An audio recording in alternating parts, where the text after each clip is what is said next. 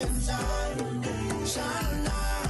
not prevail. And no man that rise against I, that war they shall never win. Cause I will conquer, oh I will conquer, yes I will conquer them. Come on, let's conquer, oh I will conquer, rise up and conquer them. Tell them no retreat, no surrender. I shall fight till the end of days. I was born as a Makai warrior, and the Almighty God my blade. Fire burn all Satan carrier. Father loose all shackles and chain. This morning first thing as I wake up, King David turns Sam to the brain. Don't let your courage go down, keep it up. And if your heart rip up and stitch it up, don't let your faith them fall, pick it up. When my cup was empty, God fill it up. Don't take the devil contract, rip it up. And if your bad mind people to go meet it up, pass me the Congo drum and let me beat it up. God on my side, me no give it. So no weapon that form against I shall not prevail. And no man that rise against I, that war they shall never win. Cause I will conquer, oh I will conquer, yes I will conquer them. Come on, let's conquer, oh I will conquer, rise up and conquer them. Thank you, Father. I want to say thank you, Lord. You are everything, Father. Thank you. Father, you alone shall guide me. No man shall lead my path. In the wind I hear your quiet whispers, and you heal my broken heart. Even some of my friends turn enemies, and they pray for right to feel. And remember you gave us your only begotten son, but we gave him the wound of love. Send down your warriors with the hello. They carry down to the end of days. No matter how the devil try trick me, unto you my soul I will give. Father, I know this time is coming. I can see the high tide raise. Without you there is no other. Could it be that we decide? No weapon that form against I shall not prevail. And no man that rise against I, that war they shall never win. Cause I will conquer, oh I will conquer, yes I will conquer them. Come on, let's conquer, oh I will conquer, rise up and conquer them. I am a man, I am a champion, I am a warrior. So who are you to tell me that I cannot make? Who are you to tell me that I am not the greatest thing that God ever created? You're listening to Hard Talk Grenada via www.hardtalkgrenada.com. COVID-19 spreads from person to person through the droplets that are produced when someone coughs or sneezes, which makes it easy to spread between people in close contact. Now let's get prepared to stay healthy. To reduce your chance of catching or spreading COVID-19, practice these simple everyday preventative measures. Droplets can also land on surfaces, so ensure that you wash your hands frequently for a minimum of 20 seconds or sing the happy birthday song twice. Avoid touching your face, especially your eyes, nose, and mouth. If soap and water are not readily available, use an alcohol-based hand sanitizer with an alcohol content between 60 and 90%. 70% is ideal. When you cough or sneeze, cover your nose and mouth with a flexed elbow or a tissue. Dispose of the tissue immediately and then wash your hands. If you notice someone has a fever and cough or other symptoms of respiratory illness, avoid close contact when possible. Let's all do our part to ensure that each and every Grenadian remains healthy. Our health is our collective responsibility.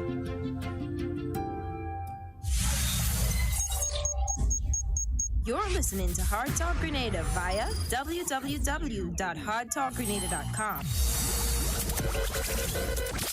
Good morning, Grenada, Carriacou, and PT Martinique. You're listening to Hard Talk Grenada.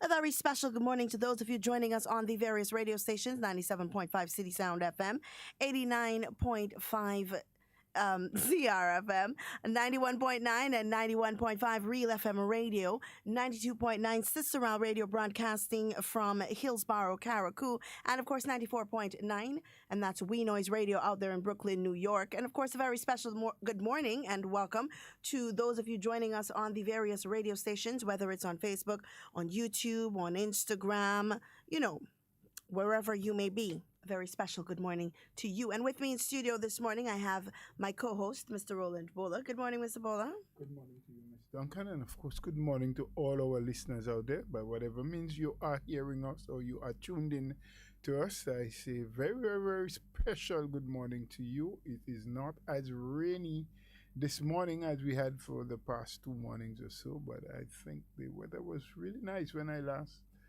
was outside. It was not too hot as yet. The sun wasn't beaming down on us. A little bit overcast. And in fact, this morning when I listened to the weather update from the meteorological office, they did say today would be partly cloudy with chances of some light showers here or there. So I think it would make for a good day. I do hope that you are well, that you were well rested last night, that you are rejuvenated, that you feel empowered to go through another day. Trust God. Do what you have to do. Give it your best shot. Wherever you are, whatever you do, fair day's work, fair day's pay. Produce as much as you can. Because at the end of the day, it is what you give out you can expect to get something back from. Absolutely. Well, Mr. Bola, you were not here with us yesterday, of course, because you had other engagements that were equally as important. But of course, we do want to get into the conversation and speak about very early this morning the issue of vaccination. We have spoken many times about it. We have spoken about employees and employers and so on and their rights as it relates to that. And yesterday we started the conversation very early as it relates to vaccination and what that means, and the issues that are now arising with some institutions and some employers requiring vaccination as a terms of, I wouldn't say of employment, but of coming onto the premises and so on. And I just want to make it clear, because yesterday we ended on that note. There are still people out there who believe that the fight of vaccination, that the issue of vaccination is a political one.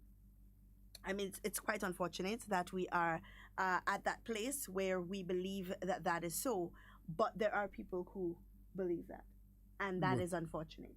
Well, you're correct about that. There are some people that see it as a political and probably believe that it is a political issue.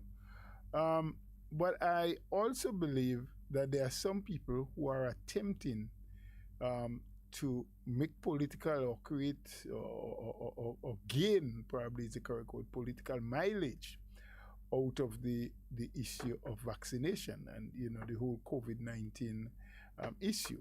So while you have some that believe it's a political issue, you have those that want to use it conveniently for political mileage. And that too is also very unfortunate. And they are not prepared. Some of these people are not prepared to be factual with what they're saying to people, but tend to give an impression that you should or shouldn't take the vaccine based on your political affiliation. Yeah.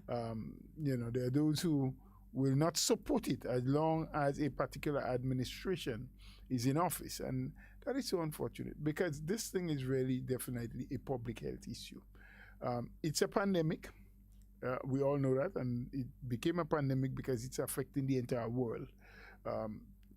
It's a very few countries that have been spared of the wrath of COVID thus far. Yeah. And so our Prime Minister, the Prime Minister of this country, for as oftentimes as I've heard him speak on the issue of COVID and the issue of vaccination, I oftentimes hear him use the phrase, or I don't want to say that I'm quoting him, but to paraphrase, that vaccination is not a political issue, and it is not something that the government or myself as Prime Minister or the Minister of Health must be the only people to speak about it or to promote it. But all of us, every one of us, every leader, political or religious, community or village, every leader, whether you're a leader mass band or you're the farmers or a farmers organization, whatever you do, wherever you are,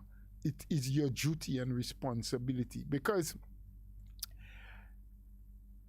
from all of the arguments that I'm hearing, from all of the utterances that come out of the mouths of people, irrespective of who you are or where they're speaking from or what position they hold, most of those conversations, or most of the individuals engaged in the conversations, narrow down this thing to what I prefer, or what I trust, what I believe, what I don't believe. I believe the vaccine is a good thing, or I don't believe it's a good thing. I trust the vaccine, or I don't trust the vaccine. I think I should take it, or I don't think I should take it. And we tend to leave out the broader picture. And I've said many times before, the issue of vaccination is much bigger and much broader than just for health. While that is the most critical and important part, we must take into account, it encompasses a lot more. It is not just about my protection as an individual, but it is also about the protection of my family and my neighbors and my community and my country at large. It is about the economic advancement of the country. It is about we helping to see greater job creation for the country. It is about putting people back to work. It is about bringing back normalcy to some extent to the life that we once lived and what some of us are yearning to live again. It is about settling once and for all our schools being able to go back to some normalcy, save and except you have other issues as salary increase and repairs to buildings and getting furniture and all of those things that can still have its effect. But the main reason of schools having to be closed or have to operate a shift basis was solely in some instances, or mainly in most other instances, because of the COVID-19 virus. So taking the vaccine is about allowing all of these things to become functional again. It's about allowing our brothers and sisters who once made a decent living in some instances from the tourism trade, whether they were a vendor or a tour guide or a taxi driver, or worked in whatever position in a hotel or at a restaurant, and that they have been out of bread and out of a job and no longer has a reliable source of income, a sustainable source of means of taking care of themselves and their family due to COVID, because the establishment in which they were employed had to be closed as a result of that. We as a nation taking the vaccine means that these people will have an opportunity to go back to their job or to find another job in that sector. I mean, the reports that came out very early said that at least no less than 5,000 people was affected directly in the tourism sector as a result of the closure of many of the hotels, most of the restaurants, And you can add with that several others that was not taken into account. For example, the farmers, the farming community, people whom some of us claim that we love. They are affected in a very negative way due to COVID-19. The level of flights that we once had coming into our country has reduced significantly. And that in and of itself has created issues for farmers, those who sell soursop and other fresh fruits, that has to go to the US and England and other places. The fisher folks, look, we have such a serious problem now with fish export from this country. And it is unknown to quite a lot of our people. And it is bad for us in that one.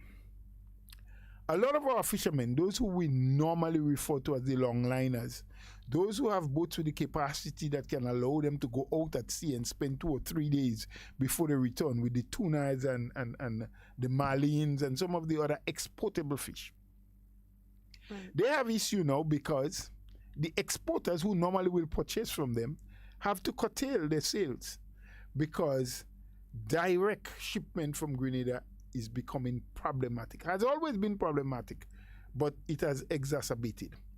In that the lone cargo vessel that normally comes to Grenada or plane, which is a Amerijet, there have always been issues with its timing, its dates, to put it down to being very unreliable, maybe. That's what we can say. I happen to know that many of the exporters have met with the agents, and they have been over the years and months been trying to work out how they can improve on the services provided. It still is the main source of export of fish and fresh the fruits and vegetables from our country. But as a result of the pandemic, it has become much more problematic.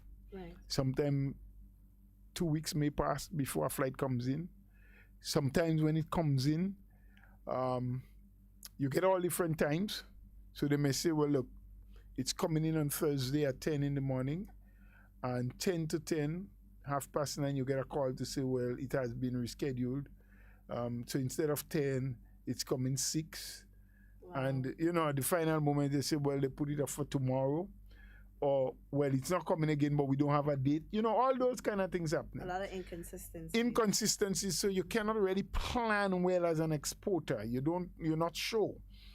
And there are several other issues which we don't want to get into because we're talking about COVID. But I'm bringing these things up to show that with greater numbers of our people getting vaccinated, the chances of an outbreak of the virus is reduced. And even this morning I heard some people saying, well, why should I take a vaccine when it doesn't protect me from getting the COVID? And that is factual. It don't protect you from getting the vaccine. What it does is to boost your immune system so that if you should contract the virus, you will not come down with the ailments. You most likely will not be hospitalized.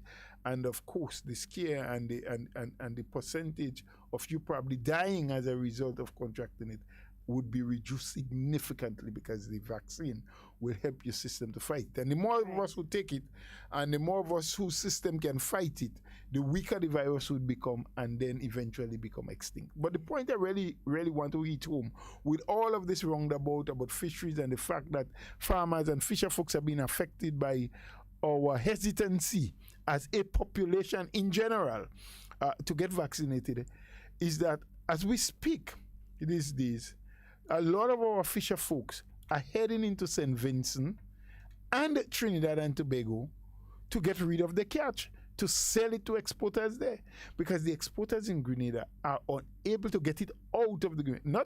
Not unable to purchase because of financial issues or problems, but because of flight, because they have it in storage and they can only store so much, and the quality of the fish continues to deteriorate the longer it stays in storage, in freezing position. Because if you know very well, when they ship it, it's as fresh as possible, and what they do is what they call ice pack it, or they pack ice in it. They don't freeze it because you don't want to bring a frozen fish on the market. It's sold as fresh fish. So it's the boxes and so that they ship them out, it's well wrapped and packed, and you have ice packs around it to keep it chill, keep the temperature in a certain way so that the carcass or the body of the fish doesn't start to decay or deteriorate. But once you freeze it, it's a different product. Yeah. The price that you get on the market drops because you're selling frozen. The premium price is when you can sell it fresh, when you have A grade, first grade. But because now you're not getting the consistency of shipment out, there's no telling when you would get a flight. It's difficult to plan, and it's difficult for the fisher folks themselves, because how this thing happened, from my understanding in conversation with the people in the industry, is that once you have prior notice, the exporter then speaks or relay a message to the fisher folks, and say, look, we expect to be shipping by such and such date, so you can go out fishing by such and such time. So when you bring it, it's fresh catch that we can package, and next day or the same day or whatever, it leaves the island. Oh, that's a problem. Now, our folks having to venture now because St. Vincent has a much more reliable source of transportation to take the produce out. So a lot of our longline fishermen who goes out there and fish now, they head into St. Vincent where they can get sale for the fish. Right. Now the danger in that, St. Vincent as we know it, and all of us knows it, has a lot of active COVID cases. We don't know, because it's not a government-to-government arrangement. It's the fishermen trying to get livelihood, trying to make sure that they can sell the catch so they can take care of themselves and their family. So they risk themselves and they go into St. Vincent. We have a similar thing happening where some goes into Trinidad. Another country, again, that is reeling under the COVID-19 effects. We don't know how they operate when they go to those places. Yeah. I will want to assume that our fisher folks who goes into St. Vincent and into Trinidad are clever enough, are sensitive enough to know that they should use all precautions possible, ensure that they are masked up, they have the gloves, they stay as far as possible from crowds, and that they only interact with 2 or 3 people in terms of offloading and weighing and collecting the money and leaving. That's what I would want to assume. That's what I hope is happening. But I don't know. You don't know. We don't know. So just as easy, like we have been saying time and time again, COVID don't give no notice that it's coming. And he don't tell you how it would arrive. It's not like a family member. Well, he behaves as a family member because he just invades your privacy. But it's not a family member that tells you, I'm coming for a vacation, so you know you pick them up on the airport, or they come in with a boat or so, and you know when to expect them. It just drops in on you. We don't know how. We don't know who will contract it. So that's one side of it. With these people, these fisher folks who are out there plying their trade and trying to get their survival could easily contract the virus from either St. Vincent or Trinidad, take it back here to their family, to their folks, to their friends, and before you know it, we have community spread and we hear hundreds of cases in Grenada. But that's only one side of the issue. The other factor is that the government of Grenada continue to subsidize the fisher folks. So they get a rebate on petrol.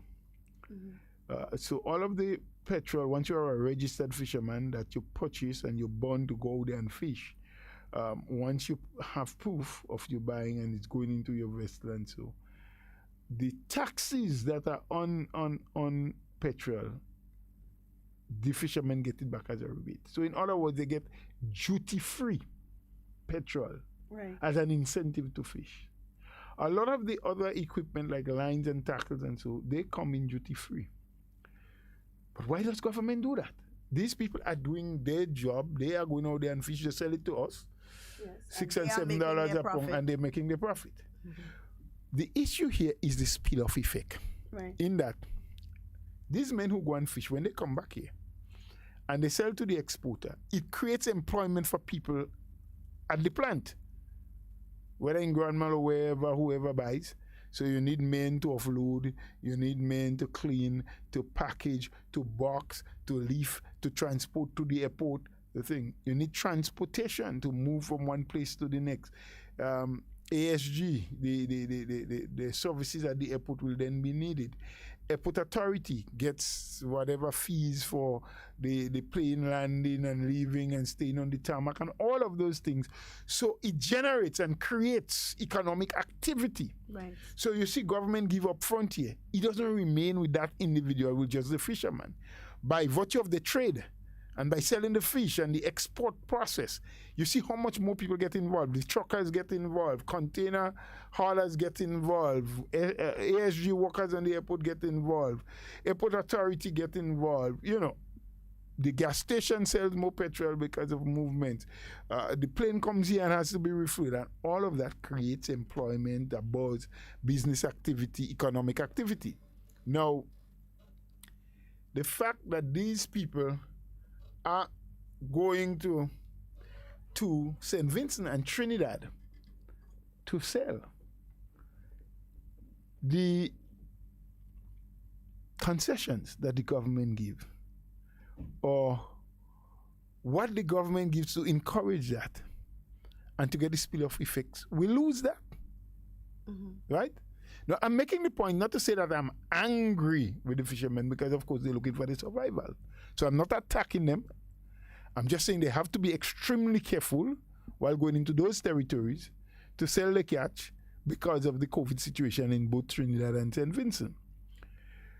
But I want to link that to the fact that if more of us become vaccinated and our country can open up more, and more people from other areas would be allowed or would have interest in coming to Grenada, because you have a population that, one, had low incidence of COVID, but secondly, where you have herd immunity, where over 70% of the population is fully vaccinated, people will be encouraged, because we already have a head start of having controlled well and had a limited amount of COVID-19 cases and deaths and hospitalization and all of that. So that is the good part going for us.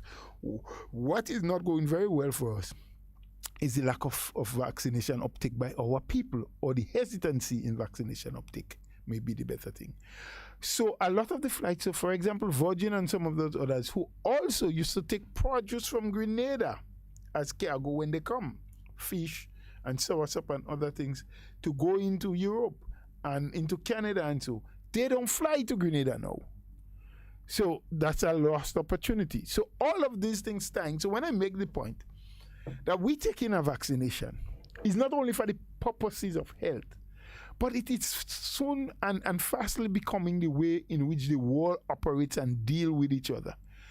The cruise liners have said they will make it mandatory that all the sailors, all workers on board would have to be vaccinated to be accepted on board. Well, I'm glad you brought that up, because I recently received a message from an individual where the Disney, is it Disney?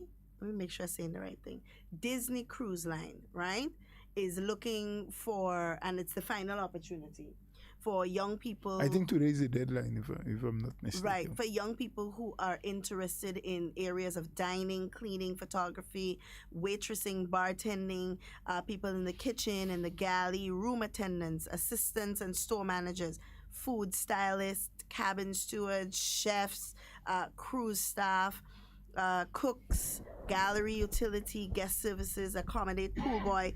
All of these people are needed on the Disney cruise line. But here is what: these people must be vaccinated. Of course, that's what the cruise line said. But not only should all the workers be vaccinated, but they have indicated that even the passengers, the people coming on tour, the people who will be coming on board, they will only accept those who are fully vaccinated as well, for the protection. Now, they're running a business and they want passengers.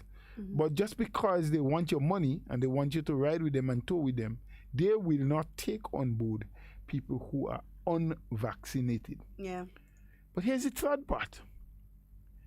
They will pull into ports where the majority of the people in that country has been vaccinated, especially those who would have to interact with the passengers most. So it means the tour guides, the tourist vendors, the taxi drivers, the restaurant workers.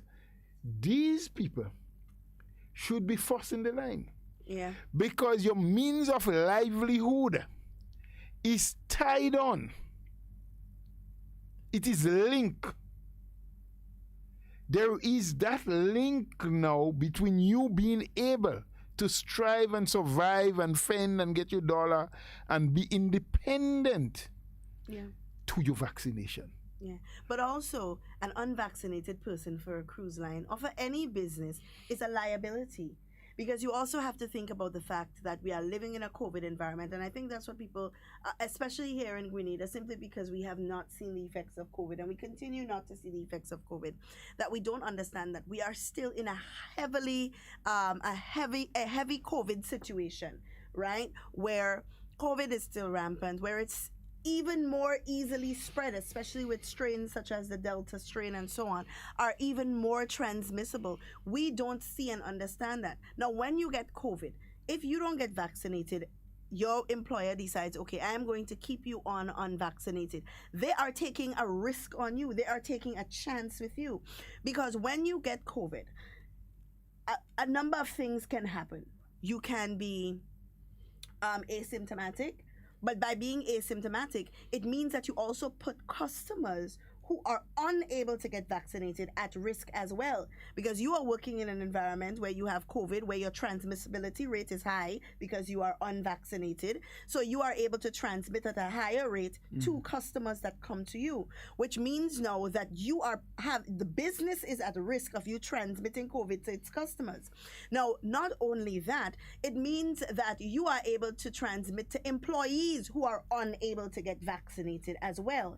Now, you also have to run the risk of getting sick. Now, if you get sick, we all know that people with COVID-19, sometimes 30 days, they out on sick leave, or they out at home because they are unable to work, right? Now, your boss, your manager now has to take that into consideration, you being out for that period of time, or you and whomever else you may infect that is unable to get vaccinated may be out for that long period of time. Your boss can't fire you because you're sick. You understand? So they have to pay you. They have to burden the cost of having low staffing because you are unavailable to work, right? So it is a risk that your boss is taking by taking you on unvaccinated. And I think that people don't understand that. You see, we are so caught up in the fact that I have rights and this is my rights and I want to exercise my rights and I want to exercise my right to choose, that we do not understand that your employer has rights as well. Your employer has a right to exercise their rights as well. And your employer can choose as long as there are no legal implications. And that is why we often say that there must be that conversation. We hear in little pockets different groups and different institutions talking about the issue of mandating vaccination and making it so that workers are unable to enter compounds without being vaccinated and so on. We hear this kind of talk. We hear it in little pockets. The trade unions talk amongst themselves. The employees talk amongst themselves. The legal luminaries talk amongst themselves. But it is not something that must be done in isolation like that. It must be something that we consider important enough that we have a round table conversation about, where all sectors that are going to be affected and all sectors that are involved decide that we are adult enough to have this conversation. Because at the end of the day, every single person is going to benefit. Well, conversations on those issues are happening. It's just not happening in a very planned and organized way, where I believe, as you've mentioned, the people most affected, or the people who have a say, they're not coming together. So the Trade Unions Council, the Employers Federation, the government, the Bar Association, the Medical Association, because medical people should have their say. You're getting little bites and little pieces here and there. Someone from labor, or as they call it, from the trade union movement, may make a statement, may end up with a news clip. A medical person may give their views. Government takes a certain stand, and we are everywhere. Everybody saying their own thing, and I think for the benefit of the country and for the good of the people, there needs to be that coming together or that meeting of the minds that it can even be called a clash of those who feel strongly about one side of the thing, one extreme to the next. Because from what I've heard so far from the trade unions, it appears to me that they are not at all in agreement with the demand by some employers for employees to be vaccinated. You have the employers themselves, so you have the Employers Federation.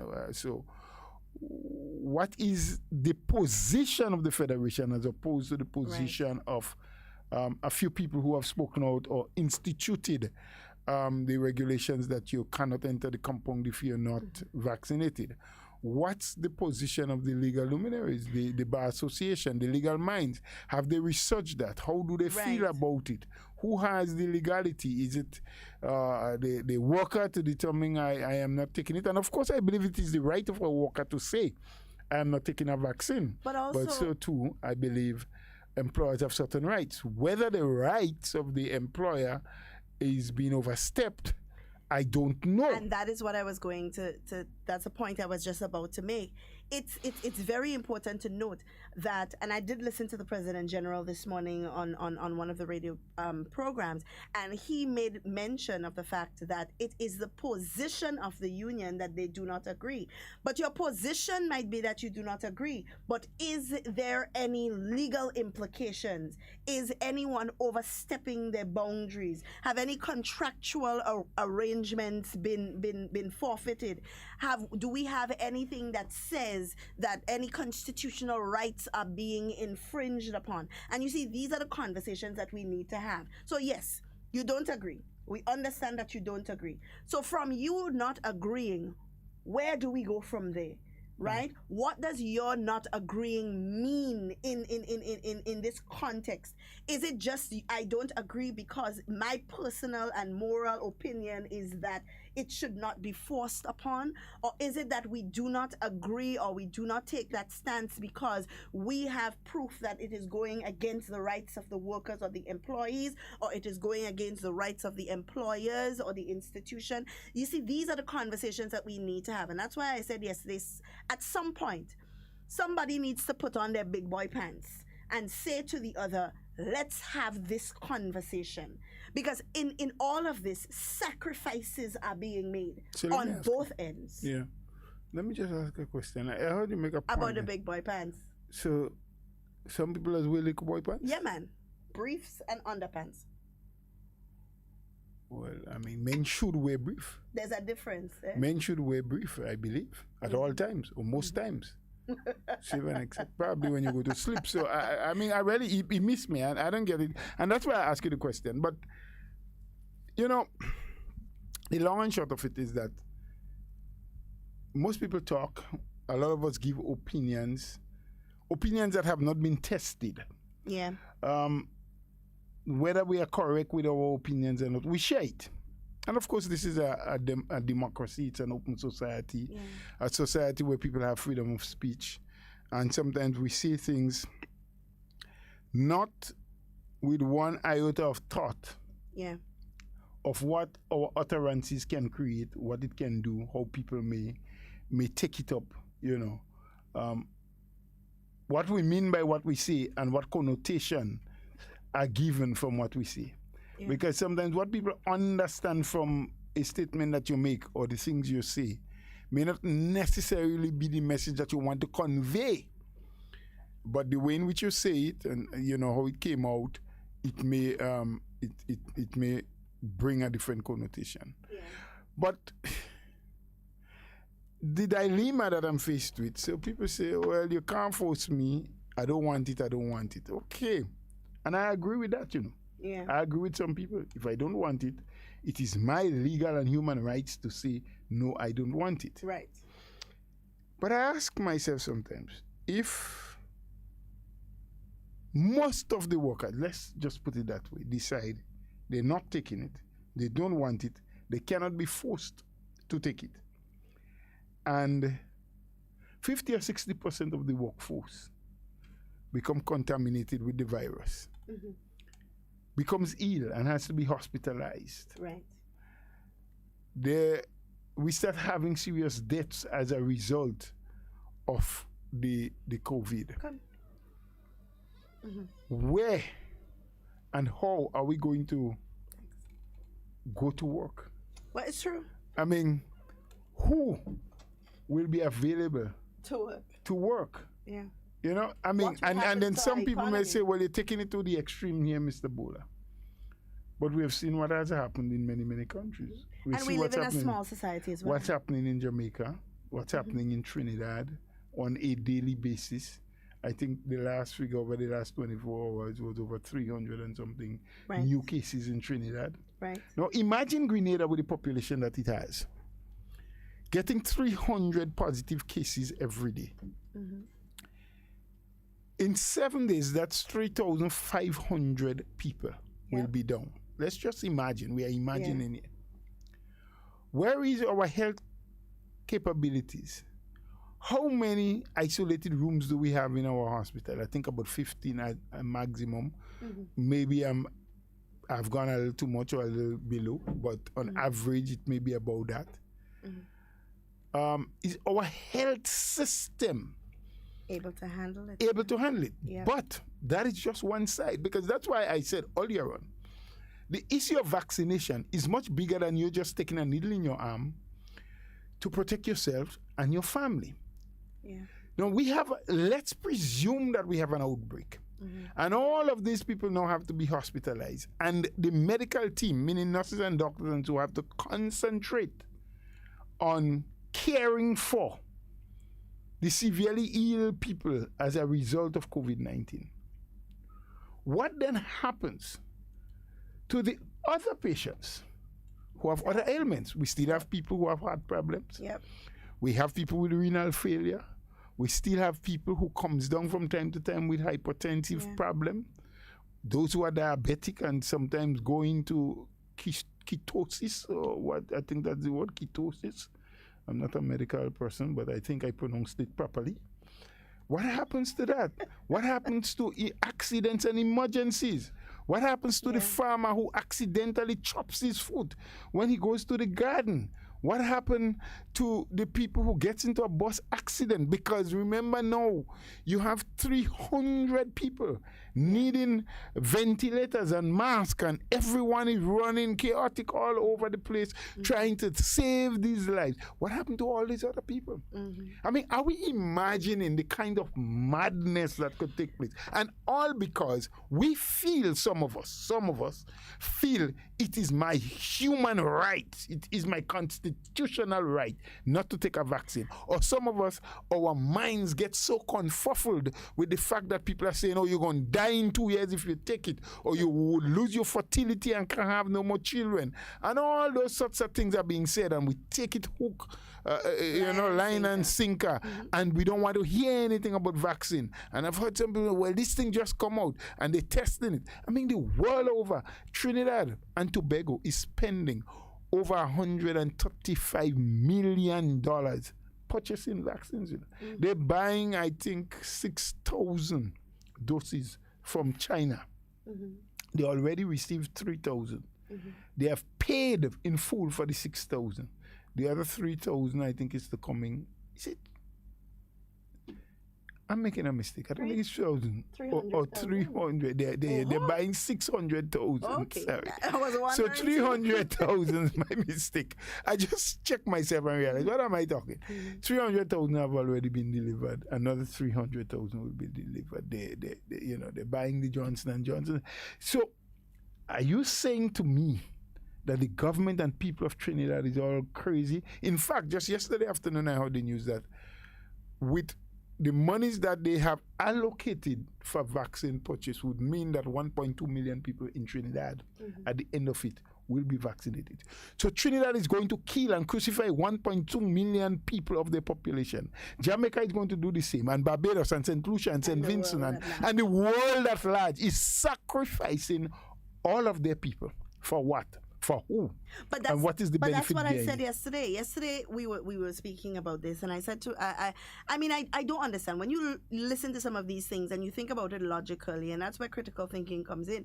You wonder, they're saying, okay, they're trying to do population control through mass vaccination. Now, I would think that the population control would come through COVID-19. You know, that okay, if somebody was planning mass population control, that would say, okay, well, we'll let out a deadly virus and we'll kill off a couple million people, and then after that couple million people has been killed off, we're going to create a vaccine that's going to heal or deal with this thing to heal the rest. Now, if you tell me that sounds more plausible than saying we have a deadly pandemic, a deadly virus that is a pandemic that is killing millions of people, but we're going to create a vaccine that is going to take care of the population control for us and not the virus.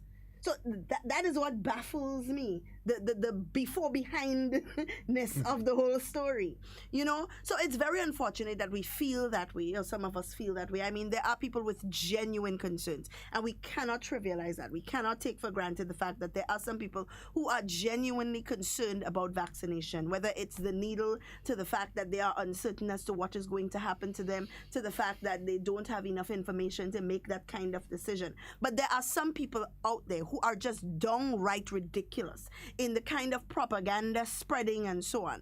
And you know, somebody said yesterday, and I gave that person the joke, that it would be very funny that the person that you hear on the radio talking about don't get vaccinated because it can kill you, name come up as they win the lottery on the 27th of June, that their name come up and they win the lottery on the 27th of June. The lottery or the draw? The draw. It's just a well, the draw on the 27th of June. And that too is creating a stir. Yeah. And a stir in a negative way, because I did not hear the official announcement when it was officially announced. But I got into conversation with some people, and they were like, yeah, so that's what the government doing now. They're trying to bribe us to take vaccine. I said, well, in what way? So everybody that take a vaccine now getting $10,000. I said, well, that's crazy. How the government have that kind of money? Someone even went as far as to tell me that money that they want to give people to vaccinate, why they didn't take it and pay the 4%? So I was like, what are you all getting at? You know? Because I did not hear officially yet. And I said, I got home, I started making a few calls and trying. And I understand that it is as a result of the cricket, there's a sort of promotion that is being linked to vaccination. Right. Where, and that's what I'm hearing from some people now, if you get vaccinated, your first dose will allow you to get a ticket, I think. One chance. A ticket and a chance. You should get a ticket, I understand. I didn't hear that. I heard someone said some ticket to the cricket. That's what someone else told me. Oh, wow. And so maybe I am giving information also that is not because I heard so true. all the minister alluded to as the fact that if you get your first dose you get by a the ticket. 27th, you get a chance, a ticket Right, meaning a chance to into get in the box for the draw. If you have both, yes. If you have both shots, then you have two chances. Right. That's all he said. I don't know about the cricket part, so I can't speak on Well, that. maybe the person who had ticket and thought it was for cricket. for cricket. Because like I said from the onset, and please, people, I don't want the listeners to get confused or to misquote me. I did not hear the official announcement. What I'm giving is what's being said to me. So I'm just narrating a scenario, right? And so there was heated argument about whether it is a moral or immoral thing that the government is doing. And I'm talking about among the crew. And I was there not being able to offer much because I did not by then hear the official thing. So I'm like trying to follow and pick out of what they're saying.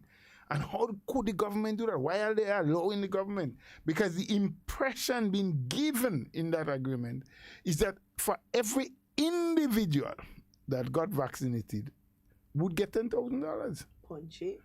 So I was kind of in shock at the same time because where is that money coming from? Punchy. But it was until after I got to know, well, it's like a draw, right? God. So they are trying to incentivize people. A fella went as far as to say, well, But the government playing smart because they know people are working now and they need money. I tell you. So, I mean, these are the kind of things that go wrong. And sometimes for you now, who have not heard it officially and may probably not even be in a position to verify. Yeah. Because let's face it, while some of us can, because there are people who we can call, there are sources that we can reach out to do verification. There are still some people in this country that do not have an opportunity or have a means to verify and make sure what they're hearing from other people is factual. Now, having said that, I honestly believe that while some people think that part of the reason for the hesitancy or vaccine hesitancy is because of who the messengers are. Some people say that clearly, that they don't think ministers should be in it and who should be in it, while they themselves are not getting involved in it and encouraging anyone else. I want to put out here and now that I do not believe our ministers are doing enough to encourage vaccination. They have done well in a lot of instances. They have tried. They have gone to forums. I've heard many ministers, not only the Minister of Health, several others at different fora where they speak to small groups of people, mentioning the importance and the necessity for us all to get to understand and to take the vaccine. Mm-hmm. But I believe we have gotten to the stage. This thing is so critical for our own survival, for our economic success, for our country to progress, that the ministers have to do it as hand-to-hand combat. That they must have their team. Yeah. That they must traverse their constituency, go into the villages, do the house-to-house knocking while they have to be very careful and particular, still wearing their masks, keeping at least a little distance, because we cannot take for granted that they cannot go out there openly without all of the protection and following all of the protocols, because people are going to point them out as protocol breakers, if we can call it that way, saying that you're asking us to do X, but you're doing Y. We have to follow. We have to lead by example. Of course. But there are people who would listen to the ministers. There are people who still trust them and who obeys their word, but may not have had the opportunity to be in one of the forums that they have made their point in. So now they have to reach down on the ground, and that's my feel. And yes, they will be criticized by some people, but they can feel at the end of the day a sense of satisfaction and fulfillment. If individually they are able to get 50 or 100 more people than who have vaccinated already, and should we have an outbreak, these people survive or end up catching the virus but being unscathed because their bodies are now much more capable to fight it, and they did not come down with great ailment and have to be hospitalized. They can get satisfaction from the fact that the efforts they made to educate people, to speak to people one-on-one, to speak to them in a quiet room. And there are some people that have concerns. There are some people that are downright fearful. But maybe a conversation with a parliamentary rep, maybe a conversation with somebody whom they trust, walking with the parliamentary rep, explaining to them and outlining to them the purposes of the vaccine and what the outcomes most likely will be for them, may delay the fear and cause them to go take the vaccine. I believe we have gotten to the stage in Grenada where a lot, maybe not sufficient, but a lot has been said on radio. There are a lot of adverts out there. Yeah. There have been plenty advocates outside of the politicians who have been advocating. The international world and media have been expressing the importance. We are seeing the news. We are hearing about countries. We are seeing photos on a daily basis out of Trinidad because of the way in which they're seeing people contracting it 300 and 400 on a daily basis, with between 12 and 15 deaths daily. Yeah. More and more people now. They didn't have to incentivize them. Nope. On their own. They're standing up in the rain. They have lines as long as a mile to get the vaccine. Yeah. Some people say this is what has to happen to Grenada for people to get their senses. I hope not. I hope not. I do not wish for us that kind of an attack by the virus. Yeah. What I wish is that individually and as families, as community and collectively, we will have good, sensible discussion.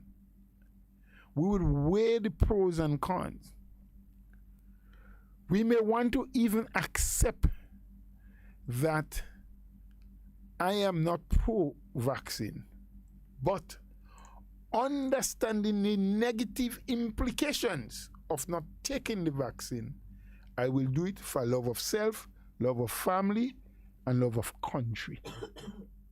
And humanity. And that is what I hope will be the mindset of some people going forward. Yeah, and of course for the individuals who feel that it should not be the politicians' duty and so on, then you have a right as well to advocate for the people who you think should be spreading the message. Because if you think it's not the politicians that have the responsibility of spreading this message or speaking to their peers about vaccination and the importance thereof, then you advocate for the people you want to hear from, whether it be doctors or civil society or lawyers or whoever it is that you want to hear it from. Advocate for them. You understand? You can't say, no, these people shouldn't speak on it, but you ain't saying who should. That's very unfair. So I really think that we are at a place where, and you're right, we are at a place where it's all hands on deck. It's all hands on deck. And I live close to an Adventist church, and on Saturday afternoon, I heard they were having a session where they invited a medical practitioner to come and speak to the congregants about vaccination, the importance of taking their questions, answering their questions, putting aside all the myths that they may have and all the propaganda that has been spread. And I think that is the way that we need to approach this going forward. Even employers to their employees. You may have employees that are, but also, and I want to make this very clear, also, it is important for us to go into these meetings with an open mind. You see, it's a very different thing when you go into a meeting already steadfast in your ways. Nobody in changing the fact that I don't want to get vaccinated. Nobody don't telling me nothing to get vaccinated. I don't want to hear nothing that nobody have to say. Then don't go to them people meeting and make stupidness. You already make up your mind that is what you want to do. You are exercising your right to choose. Therefore, you are also agreeing to the fact that there are consequences that are coming with that right to choose, and you're going to deal with those consequences when they come. That is what you have decided. So don't go in them people meeting and make stupidness.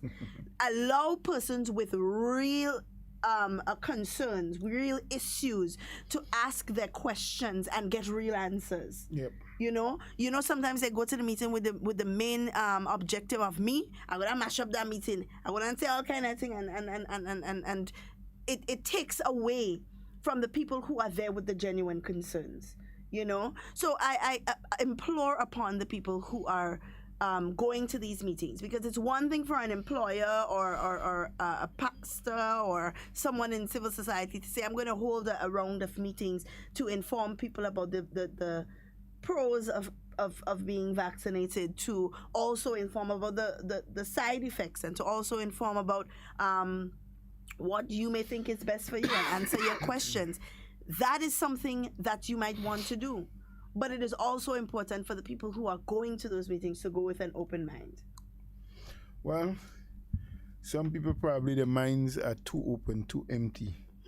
That's why so much garbage sometimes gets dumped into it. I agree. Mr. Bola, we're going to take a few calls at this time. The number to call is 440-7377. If you're calling locally, if you're in the diaspora and you want to give us a call, it's 347-329, 3101. That's 347-329. 3101. I know it happened to me this morning. And you can also give us a call on WhatsApp or send us a message at 440-7377. We have a few messages on the live that I want to go through. I don't want our people to feel that they're being neglected. One individual says vaccination reduces the chance of complication, becoming ill, dying, and spreading of this disease.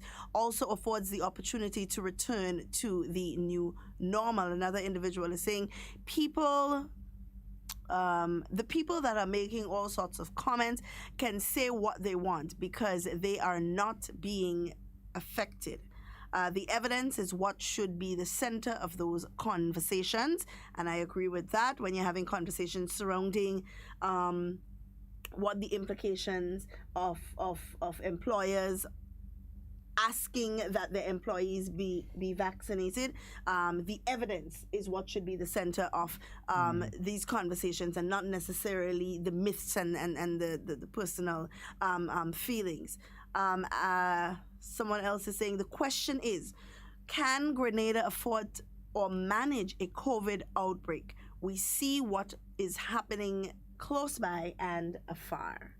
That is something to also take into consideration. We're going to take this call and then we're going to go back to the live video. Hello, good morning.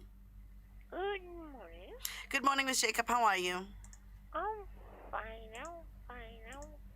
That's great. Oh my God. I hear my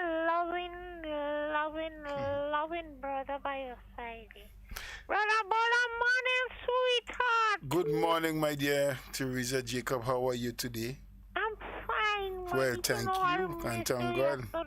Oh, yeah. Yesterday I was around but not able to be on air. Had a very, very important meeting from long distances away. Well, it was more than a meeting. It was really a conference. Right? Mm-hmm. Yeah. With people all the way from China. Okay. Imagine what technology is able to do. You can stay right in your country, and you can participate in a conference, a whole session with people from all around the world, people in Africa, people all about, and you can interact with them, you can talk to them, you can see them. That is what technology. You call that you was on a Zoom. Oh, look at that! I was on a Zoom. Yes. Be careful. Yes. I said, Doc, be careful. They don't zoom you. I hear you, Miss Jacob.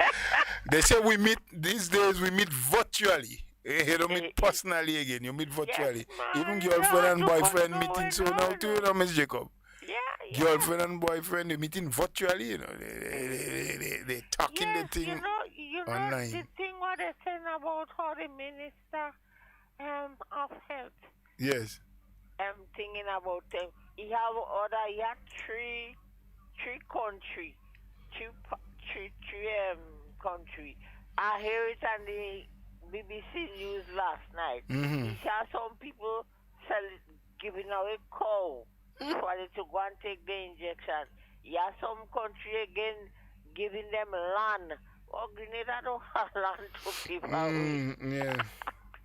They giving them land, so they say anybody that go, they encouraging, they want everybody, tout moon bagay. Yes, man, tout moon bagay. All and sundry. BBC News last night. Not only in Grenada. They lot of people, not only in Grenada, they do that all over the world. Mm-hmm. Yeah. Mm-hmm. In New York, they're giving away joints for jabs. Yeah. But we don't want joint. No, man, Miss Jacob does not smoke that thing, so behave yourself. No. We don't smoking that. No. We might take a little shot of RealVybz before outside cold. Yeah, man. Yeah. You don't have to smoke it in a, you can drink it in a tea. Drink babash as me. I see nobody could have drink a babash as me. Mr. Jacob, what you drinking that for? Babash was the best thing that he really did. What do you, man? You're mad. Oh, Lord. Well, Ms. Jacob, we want to get in as much calls as possible because we want people to contribute to the conversation. This morning, man. Thank Very you. well. Those people that outside, they are just begging on my sisters and my brothers go and take the vaccine. The vaccine is very, very good. Great. Because in Trinidad had the third wave, you know. And Yes. the third wave was the first. He was on the first Second two. and the third worse than the first, you know. Yeah. Ah. Yeah. That is so true. So we just have to go outside there and take the vaccine. The vaccine. The vaccine is very, very good, as I tell them.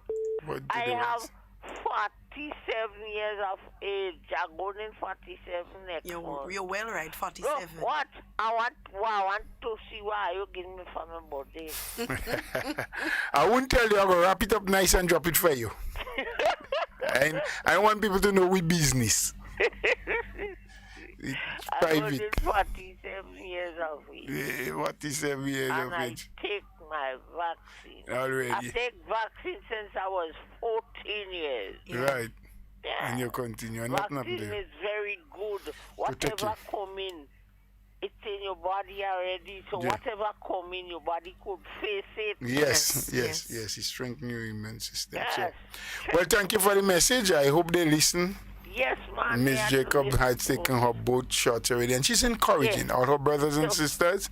So to protect God yourself. bless you, and you have my guest sister on your side. Have a wonderful and a blessed day. Bye-bye. We wish you the same. To take care. Bye bye, Miss Jacob. We have a call coming in on the overseas line. Hello, good morning.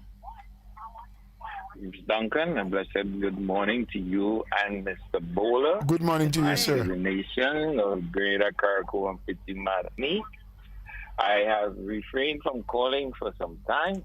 Yes. But boy, yesterday I heard some conversation I had to call. But I couldn't. Mr. Bowler, Miss Duncan was refusing to pick up the line. Yes.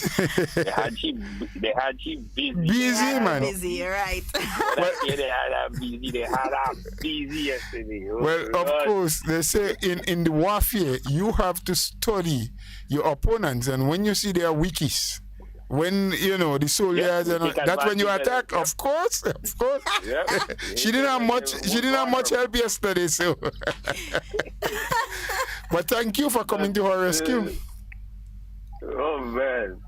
I heard someone call. I mean, we facing a world today with two pandemics. Yes. COVID-19 and stupidity. Okay. That's the two pandemics we're facing right now. Okay. Let me listen.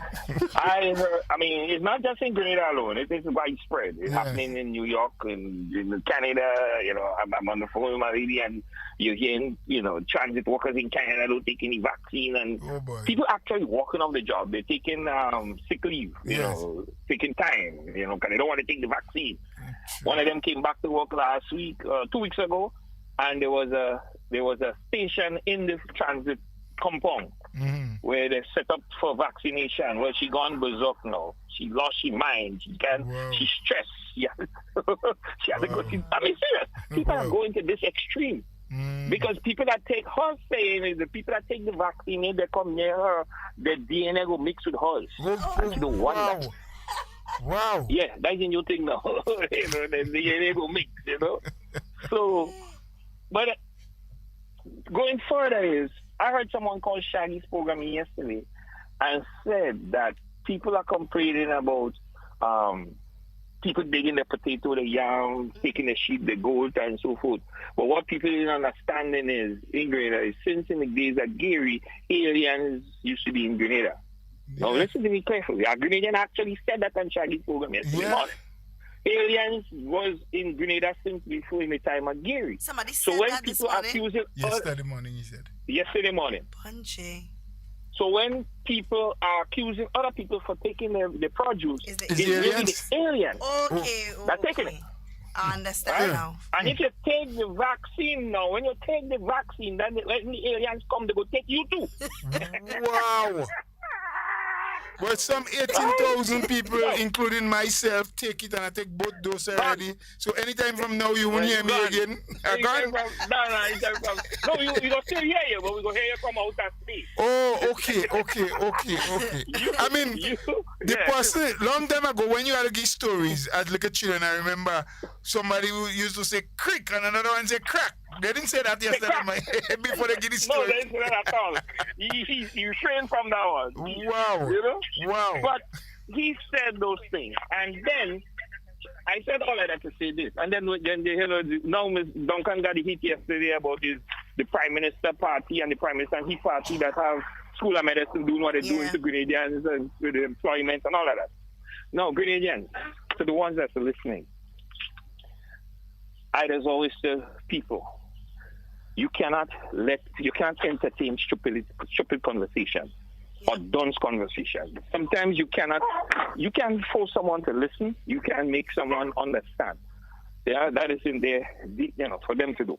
But this thing about School of Medicine, what's going on home now, is ridiculous because as of Monday last, in Houston, Texas, 200 and something nurses, the hospital sent home 200 and something plus nurses because the deadline they gave them for vaccination has surpassed and they didn't take the vaccine. Right. They took the matter to the courts. Mm-hmm. The judge didn't even hesitate, ponder, wonder, or even consider this matter at hand. Because as he said, in a pandemic, all these things that you see that is constitutional, you're right. In a pandemic, it does not exist. It don't stand. Absolutely. Quite clear. Our constitution has that too. An employer has the right to protect every aspect of her business. Yes. Their self, the staff, in the sense of School of Medicine, the faculty, the students that are coming. Now, how it is that all these people be coming into Grenada fully vaccinated, but our people who has a job there, and think about it, they don't have the most important jobs there. No. Let's think about it. I'm not knocking their job standard and their ability to do nothing, but it's a fact. I'm just reasoning here. Refusing to take a vaccine for your purpose of your survival. Right. So, do we really think that this big entity, which is responsible for over 25% of our GDP, is going to put their people at risk? Don't they think it will be easier for School of Medicine to just take the faculty and the students maybe to another country for a semester or two and then see how it works out over there? But it has happened when we went into lockdown. They had closed the compound here and they were doing online classes. They could continue that way. That's what I'm saying. In fact, they're doing us a favor by returning, By returning. Yeah. That's my point. We have to understand that. They have no loyalty to come back. Yeah. Nothing. Grenada gets one of its most exposures through School of Medicine. Yep. Grenada is known throughout the world because of School of Medicine. Right? And other factors that go along with it. I heard someone over here say, well, them shows come and they bring a lot of drugs. Well, yes, everything that come good come with the bad. We have to take the good with the bad. But I don't know if there's facts to prove that, I heard a journalist asking to the police, and the police said, well, look, we don't have any information to ascertain that. I don't know where you got your information from. Yep. Well, that's what I'm saying. And what folks have to understand, a lot of the time, the information goes both ways. Yes. So you hear something in Grenada, I heard it too on the news. Yeah. I heard it in the press conference with the RFG, the police force. Yeah. Of GPF, and I heard it being mentioned here. Somebody actually said that to me here a couple of days ago. Why is the big thing on School of Medicine to come back, but we're only bringing drugs in the country? But we have to be mindful. I've been saying this since the pandemic. Yes. It's just a matter of time. Yes, they cannot mandate that and they could. It could be mandated that everybody has to take the vaccine. Yeah. All right? It's a pandemic. It could be done. But for better judgment to prevail, they're leaving it up to you, giving you the right to make a decision to take it or not. And I've been saying this since last year. Yeah. It's just a matter of time. If you want to continue working, no matter what position or what field you're in, you will have to be vaccinated. If you want your children to go back to school, they will have to be vaccinated. If you intend to travel, you have to be vaccinated. Unless you're living up in Granite Town, in the highest points of the bushes and under a rock, or in a cave somewhere, and you don't interact with no other form of human activities, then you could survive. Well, maybe but if you don't fit nothing, Maybe some of us is like aliens, as the man says, so we don't have to be vaccinated. I don't know. We don't have to be vaccinated. But I like that piece. I didn't hear it myself, boy, but... Mr. Bola and Miss Duncan, when I heard that yesterday morning, that shake me. My God. I called my big brother in Manjalo one Yes. time and said, boy, I didn't know. And all he do, because you heard it. You heard it too. Yeah. You heard it. And he just killing himself laughing. Well, of course. You know? That one had to be a joke. That's why I asked if the person say crick and Shaggy say crack. Because it's when you read Nancy's story. You have to say crick, somebody say crack, and then Nancy's story start. Nancy's story start to flow. Yeah. Nancy's story gone. Wow. But, I'm saying people want to utilize everybody figure they have an important factor how to negate and how to advance, how to dismiss this vaccine and how not to take it and how to do this. And I'm going to say this. When we have a headache, we do not open, before we take the Tylenol or Panadol or whichever one we take it for the headache, we don't read the instructions first. Not at all. We just open it and we swallow it. Yes. Okay? Pfizer, Moderna, and all these companies been making all kind of medication for all over the years. Mm-hmm. When you go to the doctor and the doctor tell them they have some kind of STD, drop your pants, start to give them vaccination, they don't ask the doctor what they need. Not at all. And for a lot of the men, for a lot of the grown men, that say if they take this vaccine, it will take away their manhood and they can make children, some of them past making children age. Mm-hmm. All right? Cooper coconut don't make oil. Right. And the next thing is, when they buy any Viagra, they doesn't call Pfizer or go on Pfizer website to see what any Viagra. And Pfizer that makes the Viagra. So Pfizer making the Viagra. On that note, folks, everyone have a blessed day. Yes. I pray that our country folks really smarten up and realize, as of midnight yesterday, which would have been Tuesday night, midnight, New York is 100% reopened. Yes, they say 70% of the population has already been vaccinated. Congratulations to them. You know, I really applaud them. I mean, the work still continues, but you know, they have reached one milestone at least, which I hope our people will become conscious-minded enough so that we can hit that milestone as well. Yep. That's the whole premise right now for the message. Folks have to understand this is where we are, and this is where we're going to be for a mighty long time to come. Yes. You can't just as how COVID popped up. You don't hope it go pop away the same way. Not just like that. It is something we have to eradicate and get rid of. Right? Mm-hmm. Eradicate that and get rid of it. That's the only how we're going to fight it, is by getting rid of it. And to survive it, we have to ban our bellies, make smart decisions, and be vaccinated. For the folks that don't want to with school of medicine, I had some prayer go out to them. But if school of medicine say from next week, bring a PCR test when you're coming to work every morning. Mm-hmm. Let me see which one will be cheaper for them to do. Yep. Mm-hmm. The PCR test or the vaccine. Yep. You know? Yep. If they decide to say, okay, you don't have to take the vaccine, but say what you do. You have to quarantine every day when you're done work. You have to find somewhere to quarantine. You cannot go home. Yeah. You know, and all of that until the weekend. But every Monday morning when you're coming back, you have to come with a PCR test. Yeah. Let's see what they're going to have to say after that. Ms. Bola, Mr. Bola, Ms. Duncan, yes. Let me put in, I loaded my cooler. Yes. I'm going on the beach today. Well, enjoy yourself. It may not be Grenada's beach, but it has a beach effect. I hear you. You enjoy yourself. Have a good day. Stay safe. Thank you, guys. And continue to be responsible.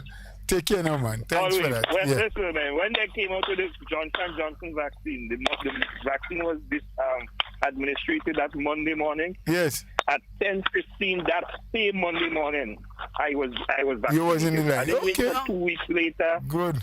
I didn't wait for a month later to see who will take it and what will happen to nobody. Yes. I've been vaccinated. I remember lining up in Queen's Park in Wesley Hall School yard certain time of the year as a sheep to slaughter to get vaccinated.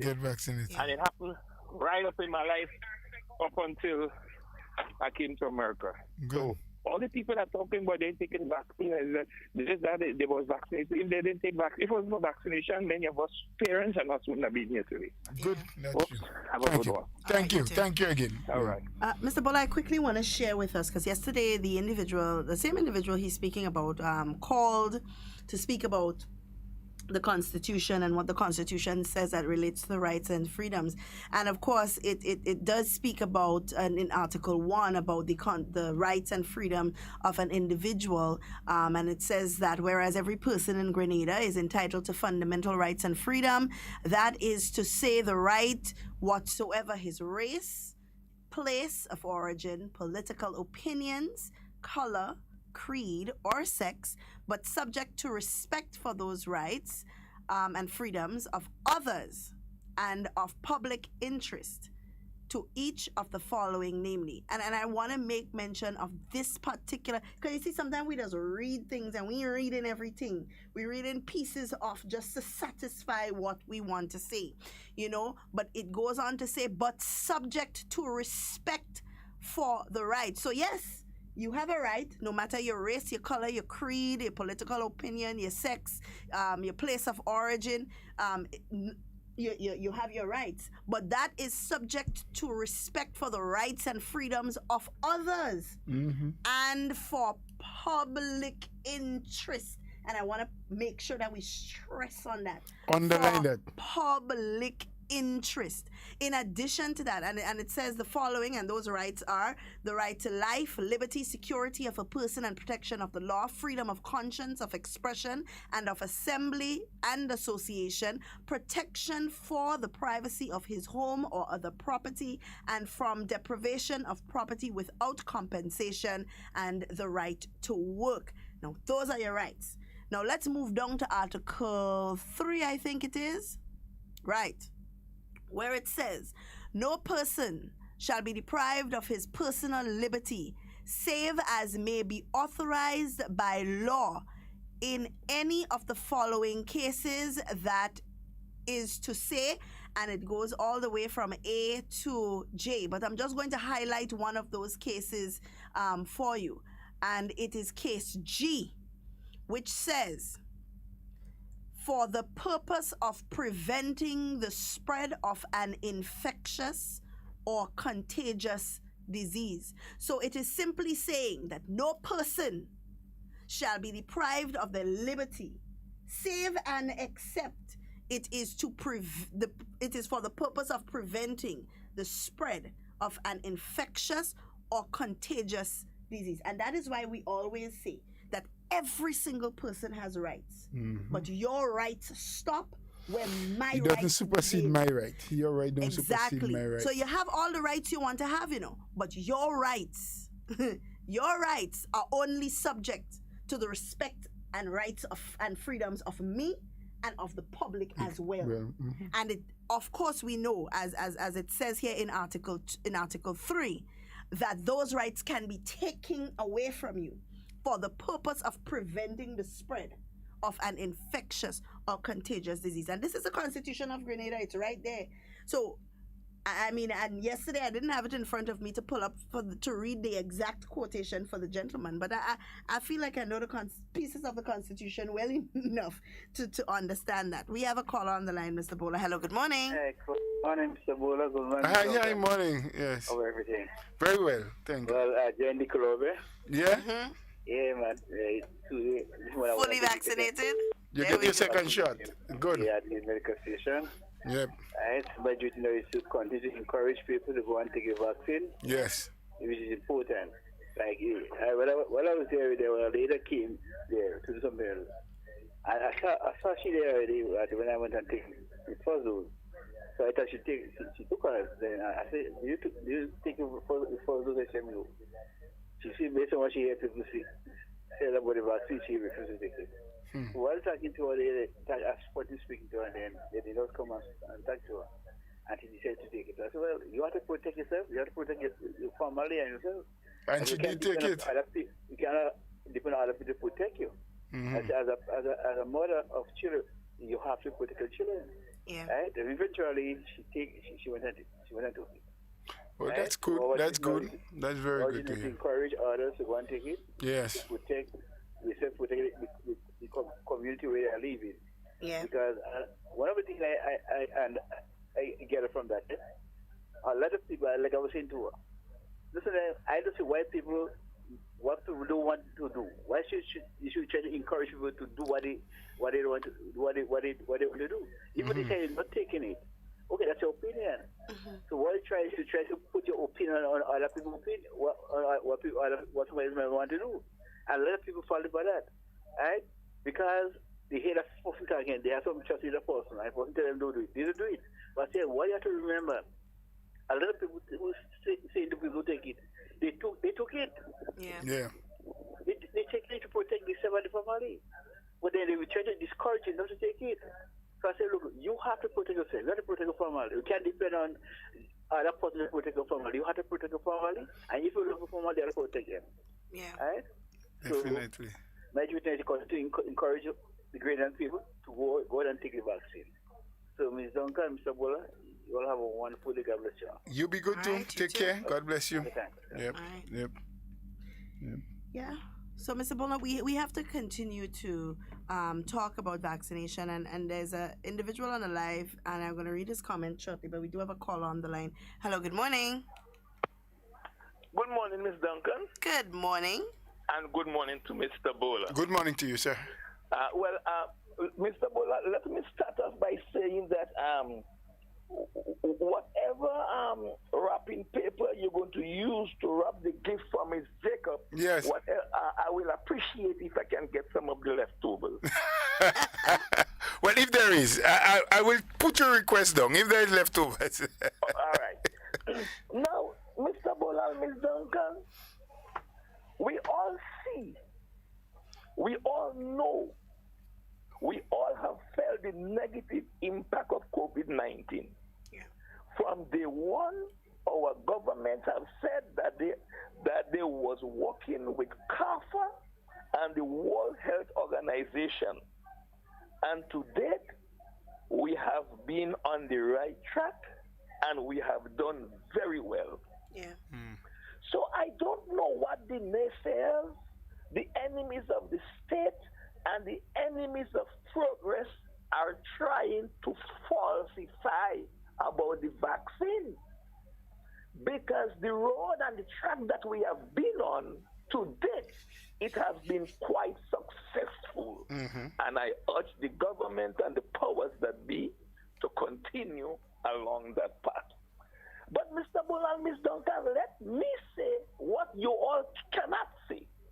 And that is, I'm of the opinion that if we was to have a serious outbreak and people start dying, we should just let the unvaccinated dead.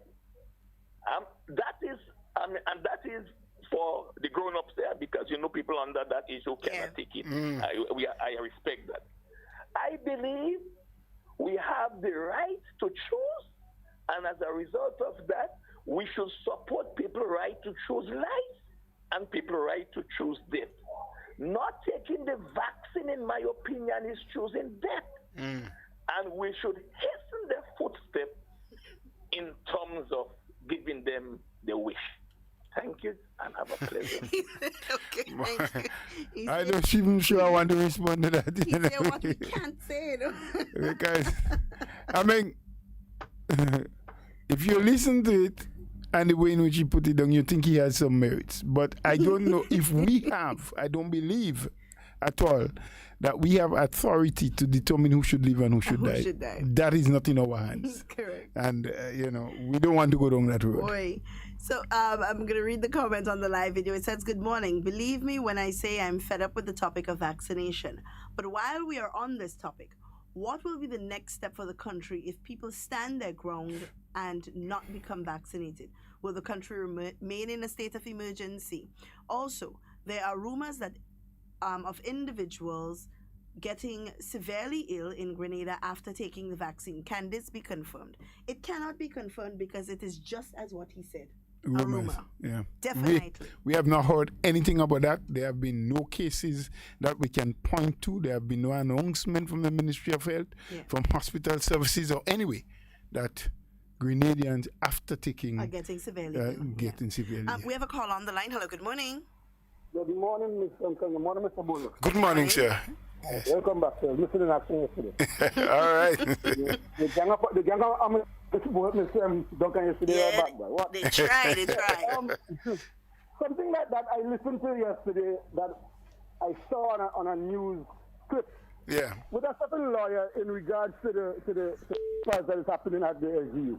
And I find it rather strange and distasteful. The wording this guy was using to the people of his school.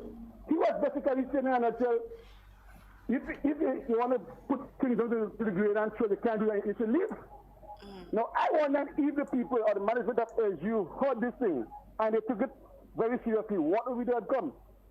Why does this lawyer believe that, or people believe that freedom of speech is always right? There are some things that you can say that will get you in trouble. Yep. And this guy is blatantly saying, like, leave, you can leave, we don't need you here. I mean, well, he probably don't need them. People. I don't know, but the country does. These are people that's supposed to be educated and profess to be knowing the law and all kind of thing. And this is what this guy is saying. Secondly, I heard an individual say this morning, well, we have a shortage of cement. Yes. Did the PM explain exactly what is the procedure to go to get his cement and stuff? Yes, he did, extra-regionally. He did. So all these people that's willfully, intentionally just displaying or giving us wrong information for what reason, I don't know. Why?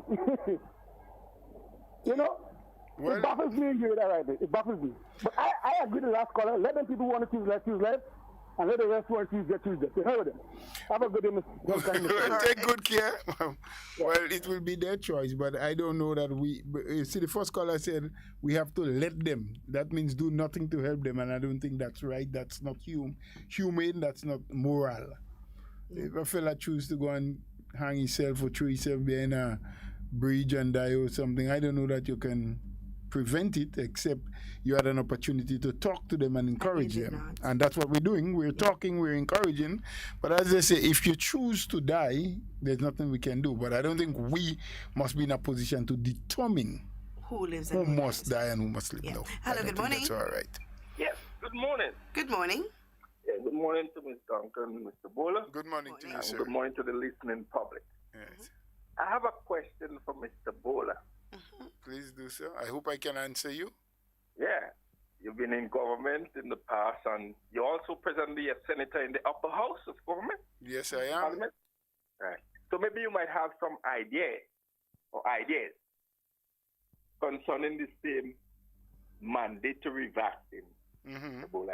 What I would like to know, I would like to know from you, who give the SGU, the private company, the SGU, the hotel, the Chublu Hotel, the Calabash Hotel. I would like to know who gave them, because we are saying that employers have rights, employees have rights. But who gave them that right? When was that right being given to them? You have any idea as to given to them? Now, are you finished? Sorry. Let me let you finish. Yeah, first. I would like to know if there was any bill, any legislation passed to give them that right to terminate persons who do not take that vaccine. I would like that being explained to me. You have any idea about that? Well, I can't explain it, but I can tell you what I know, what I believe. And let me just ask you before I start, has anyone been terminated? Because you use the word, who gives them the right to terminate? Look at what is happening. People are locked out of their job, and they are out of a job because they deny. People have been told that they would not be allowed to come onto the compound unless certain things happen. So how would you call that? That's not termination. So it's still... No, it's not termination. Yeah. We have to be careful what we see. So they're still on the job? Yeah, it's not termination. They're still employed. There are places, there are places, for example, there are farms. I'm just giving you an example. A farm where you have employees on the farm, and there are certain places that some employees cannot go unless they have on boots and they have on overalls or what they call protective clothing, unless they dip their feet in some kind of solution and so before they can enter into a greenhouse.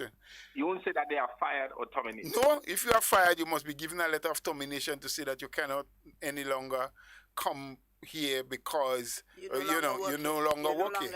And unless that has happened, it's not right to say. I'm correct too? Hey? How they say it? I'm correct to some... No. I'm subject to correction. Subject to correction. Yeah. Right. Subject to correction. Right. So that's why I ask you the question whether or not they have been terminated, because they may have been and I didn't hear. So that's why I'm asking you. No. Right. They are they are locked out. Right. They are told, well, you cannot enter the compound. Like there are some places to get into your workplace, you must put your ID card into a little kiosk or something for the door to open, or finger recognition also. So anyway, go ahead. But what I would say that automatically, I would say they are fired. No, they're not fired. They're not fired, no. They are not unless they're given a letter of termination, they're not fired. You can say they're prevented from entering the workplace. So I'm just drawing examples to you that in this case, it is because of the lack of vaccination they are not being allowed to enter the premises. There are other instances where you will not be able to enter a premises, not because you weren't vaccinated, but sometimes you didn't have your ID card. You don't meet the criteria, so to speak. So one of the criteria to enter the compound is to get vaccinated. So the question was pertaining to, you could give me some info on.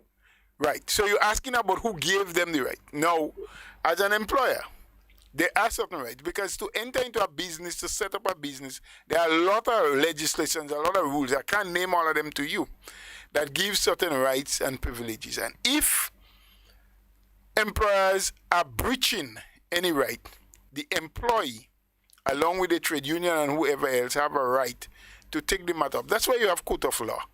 So if there is a breach, the matter can be taken to court. That's the process. You and I can argue in the street for as long as we want to. But until or unless the matter is being brought, and I've said that on this program before, this is a new arena for us. The last time we had a pandemic in the world was 100 years ago. Right? Since 1920, when we had the Spanish flu. None of us present on this earth today have not lived through a pandemic before. So for us, it's a new thing. We can make judgments from what has happened in the past. Now, until and unless this issue is being tested, and a gentleman earlier on said that in Houston, Texas, just last week, 200 and something nurses was removed from a health place because they did not take the vaccine. And they went to court with the matter. And the judge in the court did not hold up their side of the bargain, because the judge pointed out that in cases like that, a pandemic, your human rights doesn't supersede the right of safety of the public. Now, I'm saying to you that I don't have an answer for you because I cannot cite where exactly that right came from. But if there are those who feel that their rights have been trampled upon, that the SGU or the employer doesn't have that authority and has overstepped the authority, the court of law is where you go to settle the dispute. So, I understand, all that. But what role the government, Mitchell administration is playing in that case? They're not playing any role. The government has said clearly, listen to me, hold on, you ask a question, let me answer. The government has said clearly that we will not make a law mandating that people get vaccinated. And that's for the general public. That's for the general public. That's what the government has said. Yeah. But all of what private sector individuals institute, the government did not make it a law. There are a lot of private sector employers who say that when you come in, you have to punch a card to say what time you arrive at work. That was not a law made by government. Those are just criteria. These are criteria that the business set up. So, in a case like for bread and butter issue, salary wage, what would you do? Salaries? Sit idly by and watch people just... No. I just explained to you that you have negotiations. When SGU or any other private sector, the Grenada Breweries, the Seasons Paint, Biden and Miners, when they're negotiating wages, the government don't get involved. They negotiate with the employees or the unions if they have.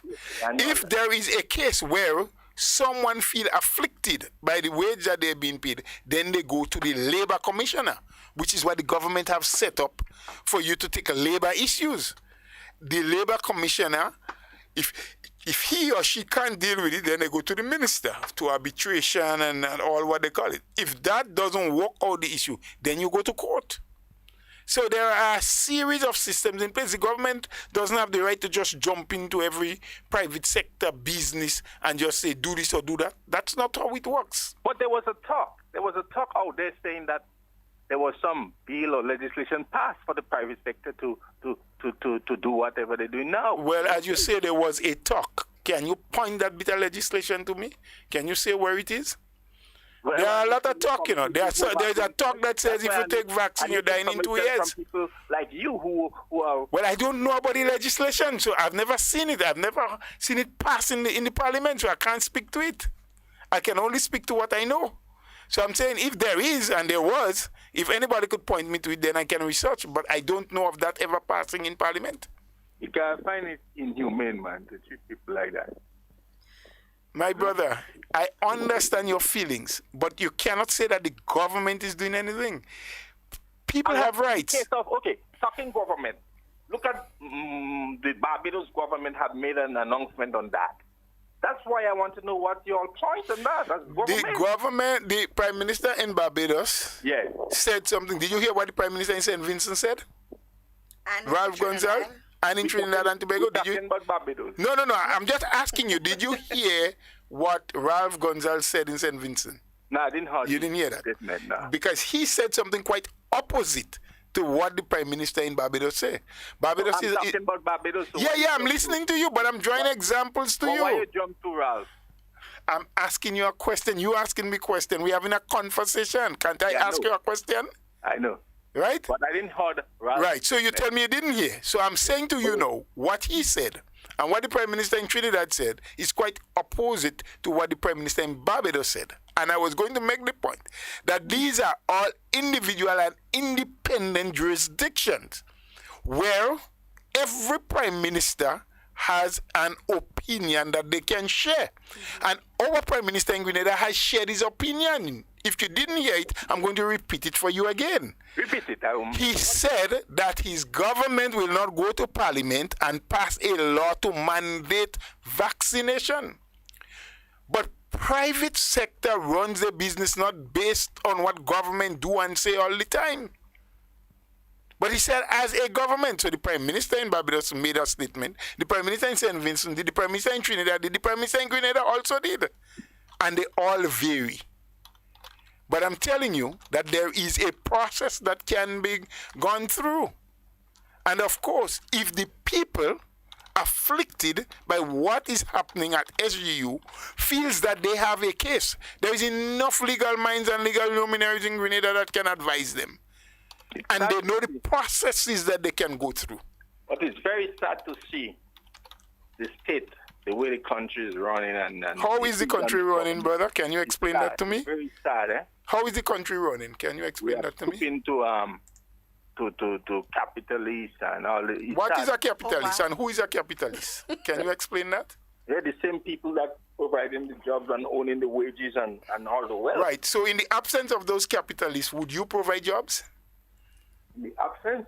I'm just asking you because you don't like the capitalists from what you're saying. We don't have to stoop to conquer in certain cases. But who is stooping? Authority, government sometimes. But how does government get into that? You explain that to me. Show me the link. Well, I think they should step in. That's what you think. But tell me what is right for the government to do. What I think and what you think doesn't necessarily mean it is right for government, you know. Yeah, because we have our opinions. Yeah, but people only back certain people and organizations when things are in their favor. And who is doing that? The wall, And But who is back doing against the who is wall. doing that? Who is backing organizations and certain people? And groups and private, because things are in their favor. Yeah, but I'm asking you, who is doing that at the moment? Well, political activists. Do you have any idea? Who are the political activists? Do you have names? Do you They have an agenda. I'm not calling names. No, well, but that is just accusations without any facts. All right. It's plain to see. No. We must bring facts when we are making point, because remember, the public is listening you, eh? So if you're going to insinuate anything, we must be very factual about what we're saying. So if you don't know for a fact, or you are unable to call names or organizations that are backing anybody to do anything wrong, then I don't think it's a good enough statement to make publicly. But the blind could see it, but you all have a nice day there. And you as well, my brother. Yeah. Take good care of yourself. Nice talking. All right. And we are out of time, Mr. Bola. Totally so, too. We are out of time. And this call, I'm glad we ended with this call, because this call is a clear example of why we should know what we say before we say. Yep. Mr. Bola, you have any closing words? Well, just to remind people that, while there are no positive cases in Grenada at the moment, we have to be careful. And like I said in the beginning, some of us are able to fact check and some of us cannot, because we're not in a position to. Like the gentleman has just said in that last conversation, that he understands that there have been some legislation passed in Parliament. There has been talk. That there have been a talk that gave the right to the private employers. As far as I know, there have never been a law, not even coming to Parliament, more or less, to be passed in Parliament. I sit there as a senator, as he correctly said, so I told him that. So we need to be careful when we hear things to be able to verify, to find the facts, to find the truth before we go ahead. I just want to encourage people, as we oftentimes say, be responsible. Don't just say because my friends say, or because the person that I hangs out with decide they're not taking a vaccine. Get your information. Vaccination is happening the world over. There are different types. There are different countries where they do it, where they use it. And we have not yet had any evidence, factually so, to show that people have died or fell sick as a result. We have heard a lot of rumors, and there's a lot of rumor mongering. So verify. Ask questions from sensible people and people in the know, people who may have knowledge. Of course, the final decision is yours, but always remember the choices that we make, good or bad, they all come with consequences. And if we feel we have the right and the freedom, not we feel, but we do have the right and freedom to make choices, we must also accept the consequences that comes with the choices that we make. Absolutely. I wish you would have a blessed day. Thank you, and take good care. All right, and we've come to the end of our program for today. As we say here every day, in whatever you say and whatever you do, be safe and be secure. We always want to be talking with you, but we do not ever want to be talking about you. So please do enjoy the remainder of your day and stay tuned for the National Report. It has been a pleasure, guys.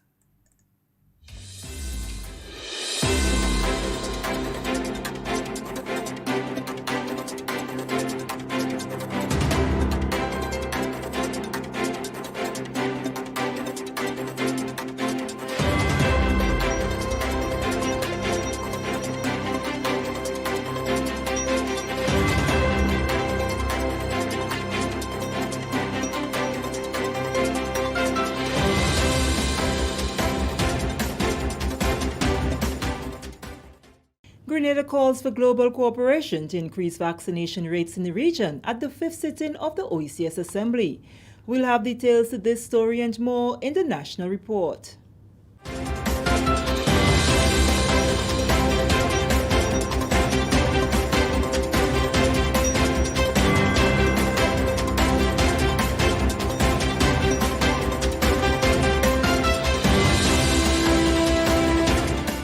Welcome back. With the details to the news for Wednesday, June 16, 2021, I am Sharian Noel.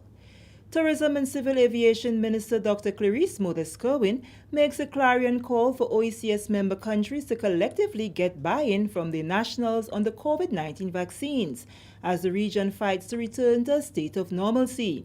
Dr. Modest was responding to remarks made by World Health Organization Director General Dr. Tedros Ghebreyesus, guest speaker at the 5th sitting of the OECS Assembly on Wednesday. She commended member states who since 2020 have worked to prevent the entry of the virus in their country or contain it from the onset. Dr. Moles highlighted the significance of regional and global cooperation in winning the battle against the pandemic. COVID anywhere is COVID everywhere. And unless there is a global response and effective global actions, we will not see the end of COVID or the abatement of the transmission of that disease for a very long time to come. Madam Speaker, I just want to say to my colleagues that we have seen statistics show the effectiveness of the vaccine in either preventing the spread of disease or preventing the deaths that we have seen so far from COVID-19. I hope that we all have the confidence in the vaccine, that we put our efforts behind it, that we separately in our states and collectively will work together to get our nationals to take those vaccines so that we can get back to some sense of normalcy. She spoke of the vaccination hesitancy in Grenada, which according to her is slowing down the pace in obtaining herd immunity and the much anticipated return to normalcy. We are challenged as small island developing states by inequities in the distribution of the vaccines.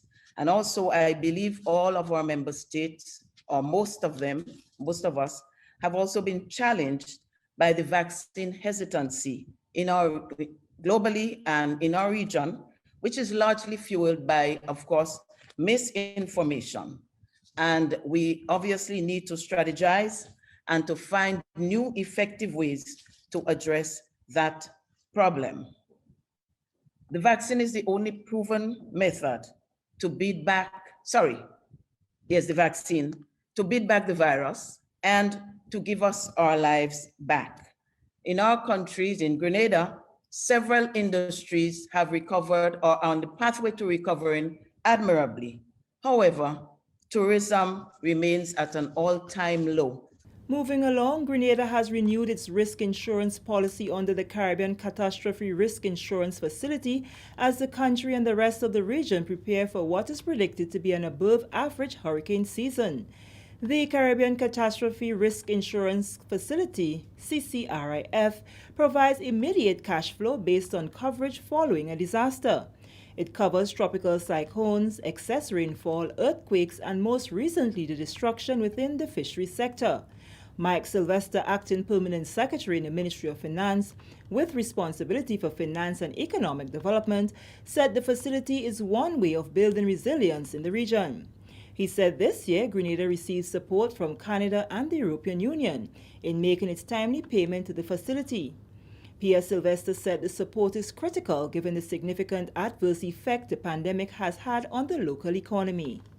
The international community, and I specifically speak to the European Union and Canada and so on, would have been providing support to countries in the region for the payment of the premium, because these amounts are quite significant. In fact, in this year we would be paying about $700,000 US, but if we didn't get substantial discounts and support from the European Union and the government of Canada, our premium would be significantly higher. So that is something that we have actually had support from the World Bank and others over the years. And so it's been a great support. In this period, it's even more difficult. And yes, if not been for that support, we really would of course, have to find the resources to do so. What the CRF insurance would have done as well is to allow you to pay over a period, so you're not required to pay all the entire premium up front. And I think that has helped in many regards. The facility started operations in 2007 with 16 Caribbean member governments and just under US $500 million in coverage for tropical cyclones and earthquakes. 14 years later, CCRFM now offers 5 parametric insurance products to 23 members. Since 2007, It has made a total of 50 payouts to 16 of its member governments, totaling approximately US $200 million within 14 days of the event. With the payment of its premium, Grenada will be eligible for payout if the events fall within the parameters established by the CCRFM. Even while we have not benefited in the past, this year, for instance, we stand to benefit as much as $42 million if we were to have an event of the magnitude of a Hurricane Ivan, right? Based on the coverage that we've had. And you have different maximum payouts, for instance, for different events, whether it's earthquake, excess rainfall, or the fisheries policy ban. But I said you have to actually have an event that triggers the policy.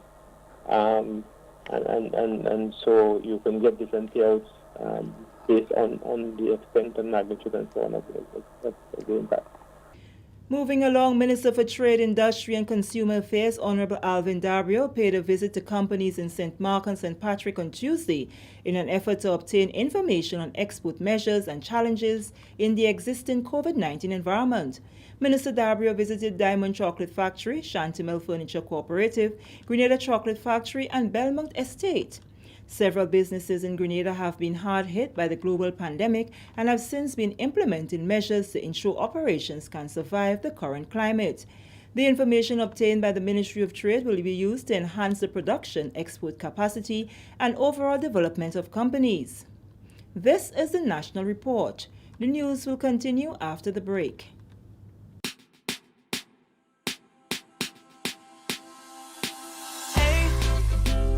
Are you gonna wear your mask today? You see everywhere you go. There are rules you got to follow, so don't you say COVID-19 will delay. Take the opportunity to save your community. Don't be that guy, put a mask on your face if you're heading outside. It's your life, my life, more lives will be taken if we don't try. If you feel any symptoms, call the hotline. Stay inside until you feel fine. 6 feet away every day. Keep COVID-19 far from away. Keep Grenada safe. Be COVID-19 smart. Welcome back. Minister for Cooperatives, Honorable Yolan Bain Horsford, has hailed the resilience and longevity of the Minor Spices Cooperative Marketing Society, which on Tuesday received an award for 50 years of service. During the awards ceremony organized by the Department of Cooperatives, the minister stated that the 1971 founders of the cooperative were pioneers. Since its establishment in 1971, Minor Spices has evolved from solely marketing spices on behalf of farmers into an agro-tourism business, which has been prominently featured in various travel itineraries and on international websites like the Grenada Tourism Authority, TripAdvisor, Expedia, under the name Laura Herb and Spice Garden. Cooperatives Minister Honorable Yolan Bain Horsford presenting an award to Minor Spices Cooperative Marketing Society Limited in recognition of its 50th anniversary on Tuesday, June 15th. She urged others to look to the cooperative as an example of resilience, especially with the ongoing negative impact caused by the global pandemic. We have seen businesses finding it difficult to continue to operate under the current conditions, with the cooperative sector being no exception. The question that needs to be asked is, what will the next 50 years hold for this cooperative? I must say that you are ahead of the curve in that you can pull from your 50 years of experience to mitigate against whatever negative issues that will come your way. The Cooperatives Minister commended the management and staff of Minor Spices for the agile thinking to diversify its operations into short crop farming after its revenue was affected when the tourism industry halted due to the pandemic. I know that the cooperative took a massive hit because cruise passengers were very important to this business and contributed significantly to your revenue stream. While many would have thrown up their hands in defeat, I see that you have taken steps to ensure your survival. I have learned that you diversified into short crop farming when your usual activities were interrupted, and that needs to be applauded. This is a testament to the dedication of the management and staff of this institution. They have shown their commitment and initiative as they continue to work even when their wages were cut short due to the implementation of a rotation system. And this is commendable. Together with the partnership of the ministry and other stakeholders, the sky is the limit. The award ceremony was held at the Minor Spices property, after which the minister and other officials were taken on a tour of the garden and facility. Permanent Secretary with responsibility for fisheries and cooperatives, Mr. Michael Stephen, the acting registrar of cooperatives, Mrs. Meryl Phillips Sylvester, staff from the Department of Cooperatives, and representatives from the Grenada Cooperative League Limited also attended the ceremony. And finally in the news, Grenadian Kemal Williams is on his way to receiving his doctorate in mental health. Kemal is a former student athlete of the Grenville Secondary and the Westerhall Secondary School, respectively. The young man who received a sports scholarship to Monroe College in 2016 already holds a Bachelor of Science and Masters of Science degree in nursing and is also certified in advanced cardiac health. On Wednesday, he sat down with the GIS to speak of his journey in the medical field and his ultimate goal at the end, which is to serve the people of Grenada. Ultimately, giving back to my country and where I'm from is my main goal, because here in Grenada, mental health is something that is very stigmatized. People see people with mental illnesses and they think, oh, it's because obia or witchcraft or drugs. All of those things could cause mental illness, but there are a lot of underlying factors as well for mental illness. Stress is one of the biggest things that causes people to go into a depressive state. There's a lot of things that affect the mind that generally affects the body. Sometimes you go into the hospital and you go into the hospital for like high blood sugar or high blood pressure, and all of those things are brought on by stress and mental illnesses, but no one's looking at that.